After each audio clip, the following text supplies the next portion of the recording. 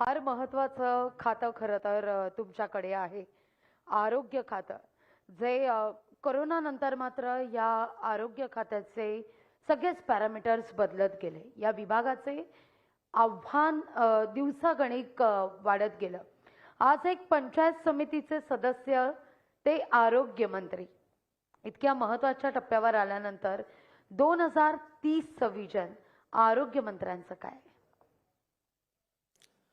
खरं तर खूप महत्त्वाचा प्रश्न आहे आणि महत्त्वाचा प्रश्न जेवढा आहे तेवढीच जबाबदारी सुद्धा तेवढी जर ठरवली तर निश्चितपणाने ती यशस्वी होऊ शकेल असा विश्वास आहे. आणि या दोन्ही गोष्टींच्या माध्यमातून महाराष्ट्रातल्या प्रत्येक माणसाचं आरोग्य सदृढ राहणं आणि त्या सदृढ राहण्यासाठी ज्या ज्या उपाययोजना कराव्या लागतील त्या करण्यासाठी महाराष्ट्र शासनाच्या अर्थकारणातून अर्थसंकल्पातून अत्यंत चांगल्या पद्धतीचं बजेट उपलब्ध करून देणं, या दोन गोष्टींच्या माध्यमातून देशात सर्वोत्कृष्ट अशा पद्धतीची आरोग्याची सेवा ही फक्त आणि फक्त महाराष्ट्रात असली पाहिजे हेच व्हिजन घेऊन आपण कामाला लागलेलो आहे.